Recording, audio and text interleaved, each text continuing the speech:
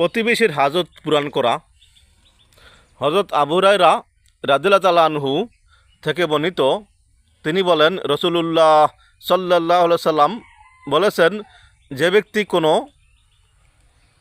মুমিনের পার্থিব বহু দুঃখ কষ্টের মধ্যে একটিও দূর করে দিবে, আল্লাহ তাআলা সেই ব্যক্তি হতে তার কিয়ামতের বহু দুঃখ কষ্টের মধ্যে একটিকে দূরীভূত করবেন।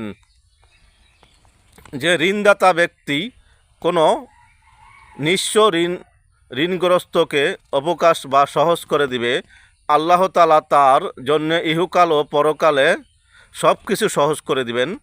যে ব্যক্তি দুনিয়াতে কোনো মুসলিমের দুষ্ত্রুটি গোপন করবে, আল্লাহ তাআলা তার দুষ্ত্রুটিকে দুনিয়া ও আখিরাতে গোপন রাখবেন।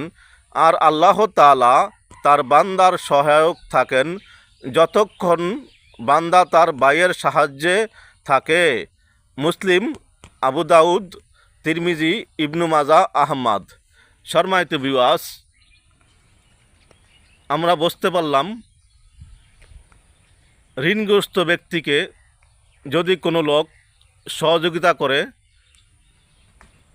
একটি সহযোগিতা করলেও আল্লাহ তাআলা তাকে অফুরন্ত নেয়ামত দ্বারা পরিপূর্ণ করে দিবেন এবং তাকে দুনিয়া আখিরাতে কামিয়াব দান করবেন। তাই আসুন আমাদের সামর্থ্য অনুযায়ী আমাদের প্রতিবেশী ভাইদেরকে ঋণ থাকলে আমরা তাদেরকে সহযোগিতা করি এবং তাদের দুষ্ত্রুটি গোপন রাখি, তাহলে আমরা কামিয়াব আশা করতে পারব। সম্মানিত ভিউয়ার্স, অতীতে আমি বলে থাকি, আগুন যেমন লাকড়ি পেলে লাকড়িকে জ্বালিয়ে পুড়ে কয়লা করে দেয়, তদ্রূপ কারো যদি গীবত আমরা করি, আমাদের নেক আমলগুলো ওইভাবে জ্বলে পুড়ে ছাই হয়ে যায়। তাই আমরা গীবত থেকে বেঁচে থাকব, নিজের আমল ঠিক রাখব, দুনিয়া আখিরাতে কামিয়াব হব। সম্মানিত ভিউয়ার্স, যদি উপকার মনে হয়, ভালো মনে হয়, শেয়ার ও লাইক করতে ভুলবেন না।